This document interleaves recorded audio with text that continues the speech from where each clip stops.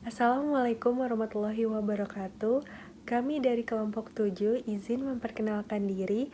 Saya Safira Hafiza Razan. Saya Wina Raudatul Zahra akan menampilkan teori tentang Lean.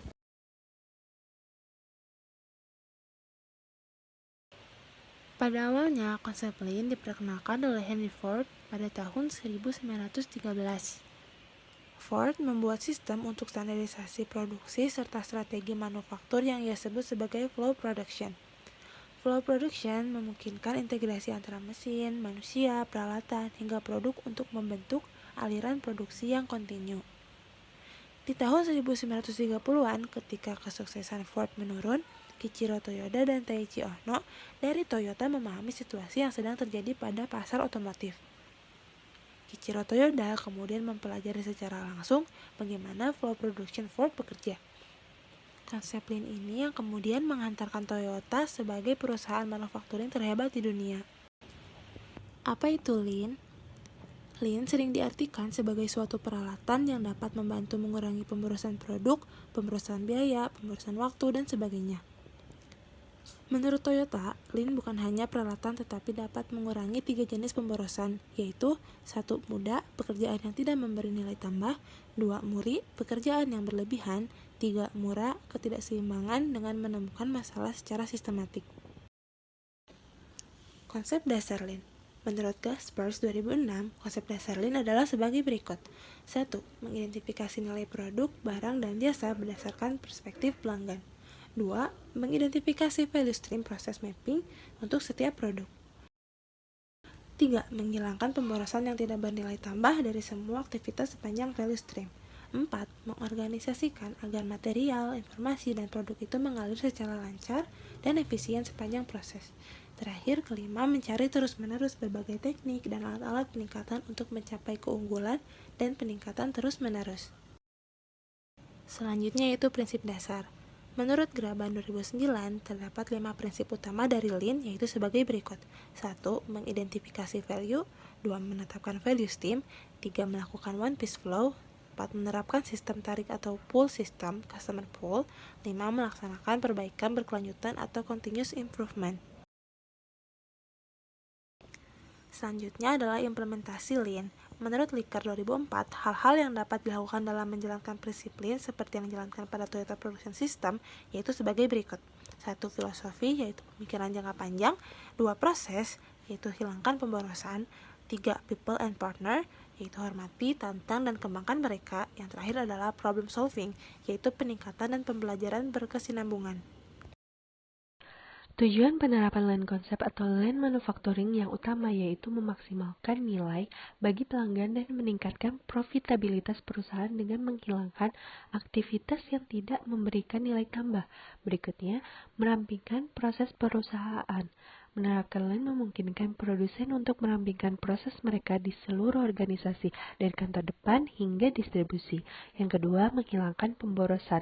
Lean membahas 9 area pemborosan yaitu gerakan, inventaris, waktu tunggu, transportasi, isu, mutu, keunggulan, pemrosesan, dan kreativitas. Dengan menghilangkan 9 pemborosan tersebut, perusahaan mempunyai kesempatan untuk menghapus waktu yang dihabiskan untuk peran-peran yang tidak perlu.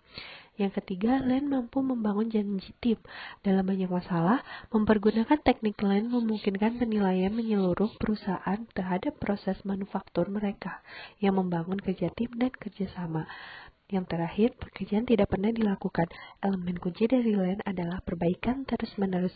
Ini berarti bahwa ada potensi berkesinambungan untuk menjadi lebih Lean. 10 top benefit Lean Concept atau Lean Manufacturing. Yang pertama, manage team atau proses complexity. Yang kedua, minimisasi pemborosan. Yang ketiga, biaya produksi rendah. Yang keempat, more efficient business processes atau business process yang lebih efisien. Yang kelima, manajemen yang lebih baik dalam mengubah prioritas. Yang keenam, increase team productivity. Yang ketujuh, reduce lead time atau mengurangi waktu tunggu. Yang kedelapan, increase team moral atau meningkatkan moral tim. Yang kesembilan, hubungan pelanggan yang disempurnakan. Dan yang terakhir, infrastruktur Lean. Lean manufacturing juga memiliki kekurangan, yaitu kegagalan peralatan. Lean memiliki sedikit ruang untuk kesalahan. Kegagalan peralatan atau tenaga kerja mampu menciptakan seluruh operasi tertinggal. Yang kedua, inkonsistensi pengiriman. Kekurangan Lean ini dapat menghalangi relasi pelanggan, mendorong pelanggan ke arah pesaing, dan menambah beban pendapatan Anda. 8 ways of lean manufacturing. Yang pertama, defect atau cacat produk. Defect yang sering terjadi akan menyebabkan lost time atau waktu yang hilang dalam produksi. Yang kedua, overproduction atau produksi berlebih. Waste jenis ini merupakan waste yang ditimbulkan akibat kelebihan produksi, namun tidak ada pesanan dari customer, sehingga akan menimbulkan biaya tambahan dan tempat untuk menyimpan barang. Yang ketiga, waiting atau waktu tunggu. Biasanya waste of waiting terjadi dalam bentuk proses kerja yang tidak seimbang dari satu operator ke operator lain sehingga berakibat delay proses ataupun idle time. Yang keempat, non-utilized talent atau kemampuan yang tidak sesuai pada tempatnya. Waste jenis ini merupakan waste yang ditimbulkan akibat kemampuan yang dimiliki oleh seseorang tidak dimanfaatkan oleh perusahaan secara baik. Yang kelima, transportation. Biasanya waste of transportation terjadi disebabkan karena jarak antara gudang dengan area produksi terlalu jauh. Yang keenam, inventory atau persediaan berlebih.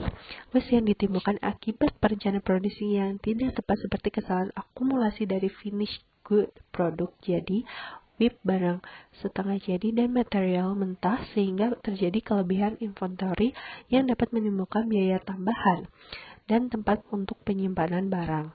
Yang ketujuh, motion.